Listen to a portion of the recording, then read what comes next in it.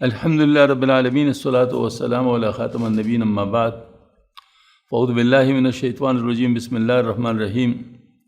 معزز خواتین و حضرات، ایک نئی ترتیب کے ساتھ میراث کا جو آسان حساب ہے اس کی تدریس شروع ہے، اور گزشتہ لیکچر میں عصبات کے شجرے کو ایکسپلین کیا گیا تھا، اور ماشاءاللہ بھی آپ کے سامنے ہے، تو آپ اس کو دوبارہ دیکھ سکتے ہیں۔ اس میں میت کو مرکزی حیثیت حاصل ہے، پھر اس کے بعد بیٹا بیٹی پوتا پوتی پڑ پوتا پڑ پوتی سکڑ پوتی، یہ 4 نمبر تک آ رہا ہے، اور 5واں 6واں 7واں 8واں جو ہے باپ دادا پردادا سکڑ دادا ہے، یہ ہو گئے ہیں فروع اور اصول۔ یعنی فروع سب سے پہلے آتے ہیں، پھر اس کے بعد اصول آتے ہیں، پھر اس کے بعد حواشی آتے ہیں، یعنی دائیں بائیں۔ تو دائیں بائیں میں سب سے زیادہ حق جو ہے وہ پہلا وہ حقیقی بھائی بہن کا ہے، پھر اس کے بعد اللتی بھائی بہن کا ہے۔ تو یہاں پر پھر عورتوں کا سلسلہ ختم ہو جاتا ہے، اس کے بعد پھر عصبات میں عورتیں نہیں ہیں بلکہ مرد ہی، اور مردوں کی اولاد ہیں۔ اب جیسے 11 نمبر جو ہے یہ حقیقی بھائی کا بیٹا ہے، بہن کا نہیں ہے، اور 12 جو ہے اللتی بھائی کا بیٹا ہے، اللتی بہن کا نہیں ہے۔ پھر 13 11 کا، 14 12 کا، 15 13 کا، 16 14 کا، 17 15 کا، 18 16 کا، اس طرح بیٹا ہے۔ اور پھر اس کے بعد باپ کے جو بھائی ہے کی 19 نمبر، اور اللتی 20 نمبر ہے، پھر اس کی اولاد 21 22 23 24 25 26 27 28 29 29 چل رہے ہیں۔ پھر اس کے بعد جو دادا کا حقیقی نہیں، وہ بھائی کے ساتھ جب نہیں ہے تو چچا کے ساتھ کیسے ہوگا؟ ہاں جی۔ اور دادا جو ہے نا، مطلب ہے کہ اس کا جو 2 بھائی، مطلب ایک حقیقی بھائی اللتی بھائی، تو حقیقی 31 نمبر ہے اور اللتی 32 نمبر ہے۔ پھر اس کے بعد ان کی جو اولاد ہے 33 34 35 36 37 38 39 40 41 42 43 44 اس پہ ختم ہو جاتے۔ پھر پردادا کے حقیقی بھائی 45 اور اللتی بھائی 46، اور پھر ان کی اولاد 47 48 49 50 51 52 53 54 55 56 57 58 59 60۔ پھر اس کے بعد وہ سکڑ دادا کے حقیقی بھائی 61 اور اللتی بھائی 62، پھر ان کی اولاد 63 64 65 66 67 68 69 70 71 72 73 74 75 76 77 78۔ یہ سلسلہ یہاں تک ہو گیا۔ یہ اس کو اور بھی ایکسٹینڈ کیا جا سکتا ہے۔ سکڑ دادا کا جو باپ ہے اس کو مطلب یعنی ایکسٹینڈ کر کے پھر اس کے دائیں بائیں، یعنی مطلب جو حقیقی بھائی اللتی بھائی، پھر ان کے اولاد کا سلسلہ، اس طرح سلسلہ جا سکتا ہے، لیکن بہرحال اس سے آگے جاتا ہوا نظر نہیں آتا، کیونکہ یہ کافی لمبا وہ ہے۔ جنات میں تو آسانی کے ساتھ ہے، لیکن انسانوں میں شاید اتنا ہی کافی ہے۔ اب آتے ہیں شجرہ عصبات کی تشریح کی طرف۔ اس شجرہ یعنی شجرہ عصبات میں میت کے ان ورثاء کی ترتیب دکھائی گئی جو ذوی الفروض سے بچے ہوئے مال کے مستحق ہیں، کیونکہ عصبہ کا تعریف ہی یہی ہے۔ ان کو ذوی الفروض میں کچھ نہیں ملتا، لیکن جب ملتا ہے تو پھر جس کو ملتا ہے پورا پورا ملتا ہے۔ تو اس وجہ سے مطلب یہ ہے کہ یہ عصبات کہلاتے ہیں، اور اس میں 78 کوڈ ہیں، جیسے کہ آپ کے سامنے اب یہ گزر گیا۔ اور نمبر 3، موجودہ ورثاء کو غور سے دیکھا جائے اس میں کن کن کوڈ نمبروں کا اطلاق ہوتا ہے، پھر دیکھا جائے ان میں کن کا کوڈ نمبر سب سے کم ہے، پر جن کا کوڈ نمبر سب سے کم ہے اس کوڈ نمبر میں شامل ورثاء باقی تمام وال کے ورثاء ہے، اور باقی جملہ محروم ہے۔ اب میں مثال دیتا ہوں۔ تو اس میں جو کوڈ نمبر مثال کے طور پر 25 نمبر موجود ہے، اور 42 نمبر بھی موجود ہے، تو اس میں کس کو ملے گا؟ ظاہر ہے 25 نمبر کا میں لہٰذا اس کو ملے گا، لیکن 25 نمبر ہے کیا؟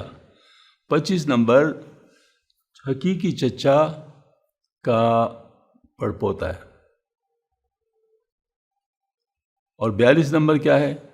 یہ اللتی چچا کا کہ پڑپوتے کا پوتا ہے۔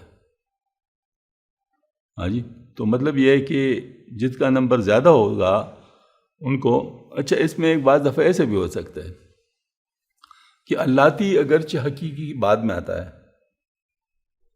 لیکن بعض دفعہ اس کا نمبر اللتی کا پہلے آ سکتا ہے۔ مثلا 12 نمبر ہے، یہ اللتی بائی کا بیٹا ہے، 12 نمبر کیا ہے؟ یہ لاتی بائی کا بیٹا ہے۔ اس کے مقابلے میں یہ 23 نمبر جو ہے یہ نہیں مطلب اس کے مقابلے میں 13 نمبر جو ہے یہ حقیقی بائی کا پوتا ہے، تو یہ اگرچہ حقیقی کے ساتھ تعلق رکھتا ہے لیکن چونکہ نمبر اس کا زیادہ ہے لہٰذا اس کو نہیں ملے گا، 12 کو ملے گا۔ تو یہ باتیں مطلب ضروری ہے کہ اس کے درجہ بندی کے لحاظ سے دیکھا جائے گا۔ اس میں موجودہ ورثاء کو غور سے دیکھا جائے، ان پر کن کن کوڈوں کا اطلاع ہوتا ہے، پھر دیکھا جائے کہ ان میں کن کا کوڈ نمبر سب سے کم ہے، پر جن کا کوڈ نمبر سب سے کم ہو اس پر کوڈ نمبر میں شامل ورثاء باقی تمام مال کے وارث ہے اور باقی جملہ محروم ہے۔ نمبر 4، اصل میں یہ طریقہ اس قاعدہ پر جس کو الاقرب فالاقرب کہتے ہیں مبنی پر مبنی ہے، اس لیے شجرہ میں جس کا کوڈ نمبر سب سے کم ہے وہ میت کے سب سے زیادہ قریب ہے، جو میت کے زیادہ قریب ہے وہ زیادہ مستحق ہے۔ جو ورثاء کسی ایک کوڈ میں جمع ہے تو اس بات کا ثبوت ہے کہ فقہاء کے نزدیک میت کے ساتھ ایک ہی قرب رکھتے ہیں۔ اچھا، نمبر 5، اس میں میت اور اس کے آباء و اجداد کو دائیں بائیں طرف ان کے حقیقی بھائیوں کے ساتھ اور بائیں طرف اس کے لاتی بھائیوں کے ساتھ افقی زنجیردار خطوط کے ذریعے ملایا گیا۔ دیکھیں یہ باپ ہے تو اس کا جو ہے نا مطلب یہ خط ہے اس کے ساتھ ملایا گیا، پھر اس طرح اس کے نیچے اولاد مطلب وہ زنجیردار خط کے ذریعے سے ملائے گئے ہیں۔ تو گویا کہ اس طریقے سے ہم جو ہے نا مطلب یہ لائن ہے اور یہ لائن ہے، یہ حقیقی بھائی کو ملا رہا ہے اور یہ لاتی بھائی کو ملا رہا ہے۔ تو یہ جو ہے نا مطلب قاعدہ ہم جب دیکھتے ہیں تو اس کے حساب سے اس طرح ہر کوڈ کو اپنے سے نیچے کوڈ کے ساتھ جو اس کے اولاد عمودی زنجیردار خط کے ذریعے ملایا گیا ہے، پس کوڈ نمبر 23 کوڈ نمبر 19 کا پوتا ہے اور کوڈ نمبر 31 میت کے دادا کا حقیقی بھائی ہے، اور کوڈ نمبر 35 کوڈ نمبر 31 کا پوتا ہے۔ اس طرح کوڈ نمبر 52 میت کے پردادا کے لاتی بھائی کا پوتا ہے۔ 1 سے 4 تک کے کوڈ کے ورثاء، 1 سے 4 تک کے کوڈ کے ورثاء کیا ہے وہ بتاتا ہوں۔ یہ دیکھیں نا، یہ 1 ہے اور یہ 4 ہے، تو 1 سے 4 تک یہ کوڈ کے ورثاء کیا ہیں؟ یہ ذرا دیکھ لیں، ان میں مرد ورثاء کے ساتھ ان کے برابر کی عورتیں بھی ہیں،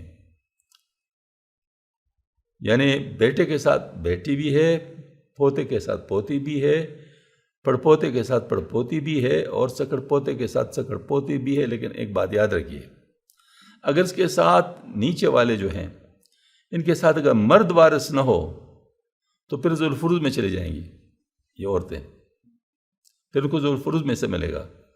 بس اگر بیٹا موجود نہ ہو تو بیٹی ذو الفروض میں ہے، پھر وہ اسبہ میں نہیں ہوگی، اور اس طرح پوتا اگر نہیں ہے تو پوتی ذو الفروض میں ہوگی، پڑپوتا اگر نہیں تو پڑپوتی ذو الفروض میں ہوگی، اور اگر سکڑ پوتا نہیں ہے تو سکڑ پوتی ذو الفروض میں ہوگی۔ یہ بات سمجھ میں آنی چاہیے۔ ہاں ہاں ہاں، تو پھر یہاں حصہ نہیں ملے گا۔ نہیں، بیٹی کا یہ نہیں ہے، وہ پوتی سے شروع ہوتا ہے، وہ آپ مسئلہ تشبیب کی بات کر رہے ہیں، وہ پوتی سے شروع ہوتا ہے، بیٹی پہ نہیں ہے، بیٹی سیدھے ذو الفروض میں جائے گی۔ ہاں جی، اچھا، اب بات یہ ہے کہ یہ تو ہو گیا، ہاں، ان میں عورتیں، یہ تو ہو گیا 1 سے 4، ان میں ورد ورثاء کے ساتھ ان کے برابر کی عورتیں بھی ہیں۔ نمبر 2، ان میں عورتیں صرف اس وقت حصہ پا سکتی ہیں جب ان کے ساتھ اسی پشت کا یا ان سے نیچے پشت کا کوئی مرد موجود ہو۔ مثلا پوتی کے ساتھ اس میں کریکشن کرنی چاہیے کہ انسان، اور وہ یہ کریکشن ہے کہ بیٹیوں کے بعد نمبر 2 سے لے کے، وہ کہ کوڈ نمبر 2 سے لے کے 4 تک، کوڈ نمبر 2 سے لے کے 4 تک، یہ جو ہے نا مطلب اس میں وہ ہے، عورتیں صرف اس وقت حصہ پا سکتی جب ان کے ساتھ اسی پشت کا یا ان سے نیچے پشت کا کوئی مرد موجود ہو۔ مثلا پوتی کے ساتھ اگر پوتا نہ ہو تو اسبات میں ایسا نہیں پا سکتی، لیکن اسی پوتی کے ساتھ پڑپوتا سکڑ پوتا ایسے کوئی نیچے نرین اولاد موجود ہو تو ان کے ساتھ یہ بھی اسبات میں حصہ پا لیں گی۔ ٹھیک ہے نا؟ ہاں جی، کیونکہ بیٹی اگر ہو تو ان کے لیے یہ شرط نہیں ہے۔ اچھا، نمبر 3، میت کے نرینہ اولاد پہلی دفعہ جس پشت کے بھی ملے وہ اپنے پشت کے میت کے زنانہ اولاد اور اپنے سے اوپر درجے کی میت کے ذو الفروض میں محروم زنانہ اولاد کو اسبات میں شامل کر دے گی۔ اسی قانون کو مسئلہ تشبیب بھی کہتے ہیں، جس کو بہت مشکل سمجھا جاتا تھا۔ ہاں جی، مفتی صاحب ذرا سراجی میں اس کو پڑھ لیں، مسئلہ تشبیب کو۔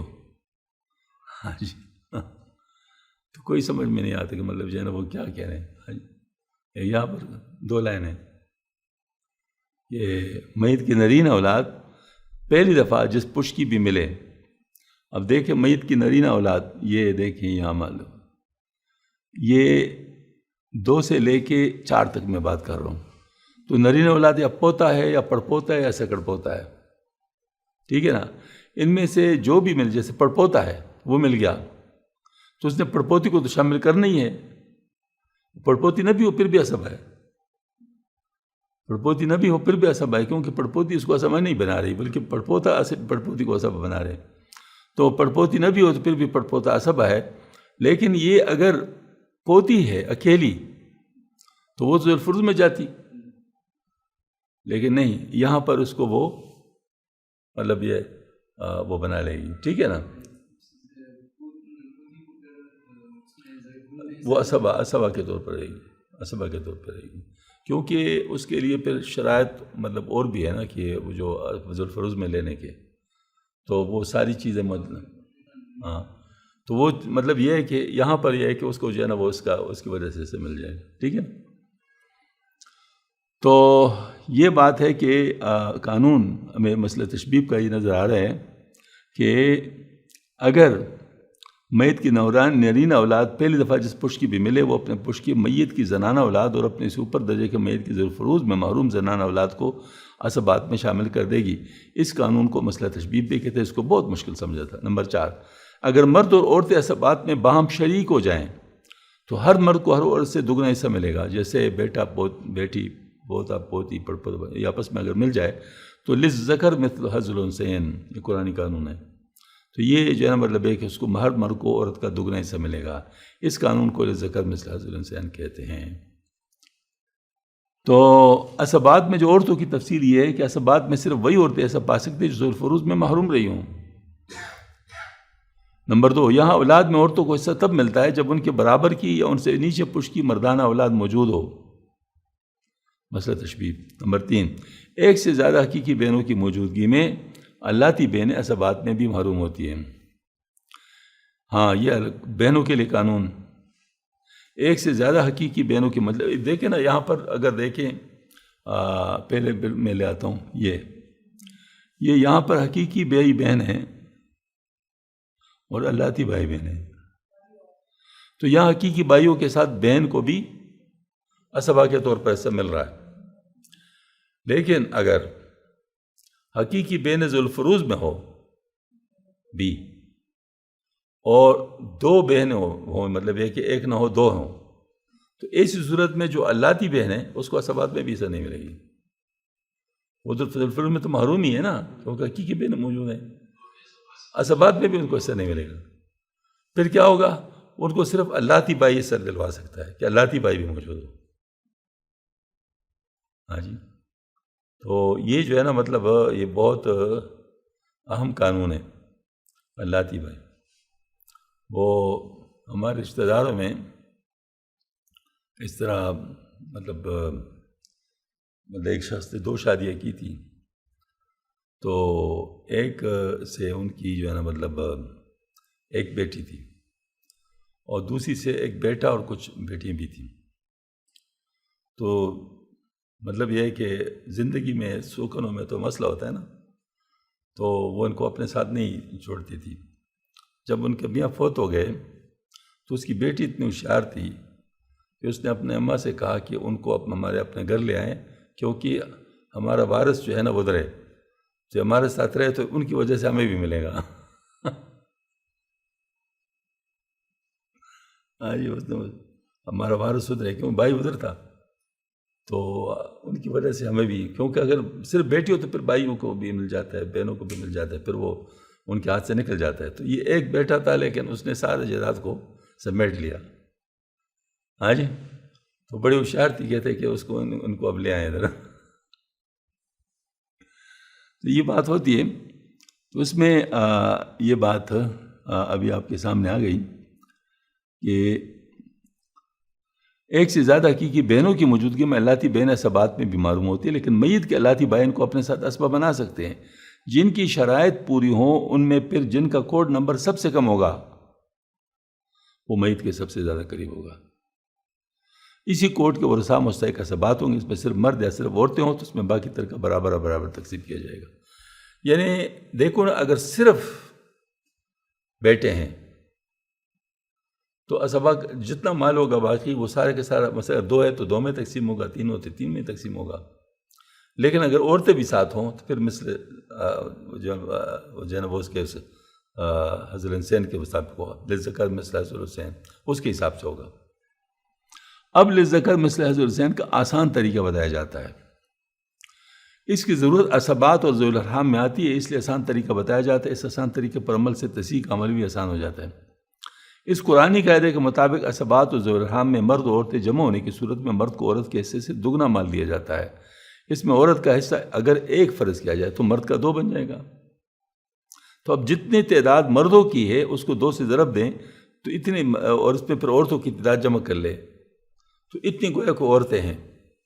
مثال کے اوپر 3 مرد ہیں اور 2 عورتیں ہیں، تو 3 مردوں سے 6 عورتیں بن گئیں، یہ 6 عورتوں کو برابر حصہ لے گا، تو 6 × 2 8، وہ کہ 8 عورتیں ہیں۔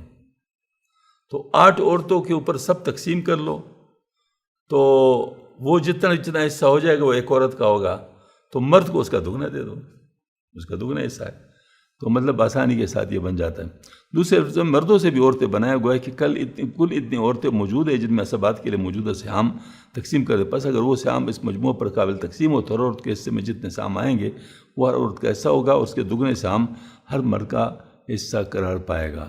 مثلا اگر 16 سہام باقی ہے اور یہ 8 عورتیں بن گئی تو 2 سہام ہر عورت کے آ گئے تو مرد کے 4 ہو گئے۔ ہاں جی، اچھا۔ نمبر 2، اگر وہ سہام ان مفروضہ عورتوں کی تعداد پر ناقابل تقسیم ہو تو حسب قاعدہ نمبر 1 ذو الفروض ورثاء کے ساتھ ان مفروضہ عورتوں کی تعداد کا ذو فعل معلوم کر کے سارے ورثاء کے سہام کو اس سے ضرب دے، ان کو اپنے تعداد پر تقسیم، تو ہر وارث بشمول ان مفروضہ عورتوں کے فی کا سہام معلوم ہو جائے گا۔ یہ مثال کے طور پر ابھی انشاءاللہ ابھی مثالوں سے انشاءاللہ یہ بات واضح ہو جائے گی، مثال پھر بعد میں کریں گے انشاءاللہ اگلی دفعہ اس کی مثالیں کریں گے تو مثالوں سے انشاءاللہ بہت کچھ سمجھ میں آ جائے گا۔ اصل میں بغیر مثال کے چیزیں سمجھنا، بالخصوص حسابی چیزیں، وہ کافی مشکل ہوتی ہیں۔ تو حساب سے وہ ساری تھیوری انسان کے سامنے آ جاتی ہے، کیونکہ اپلائی کرنے سے وہ سمجھ میں آ جاتا ہے۔ انشاءاللہ اس کی مثالیں پھر کریں گے تو مثالیں سمجھ میں آ جائیں گی انشاءاللہ۔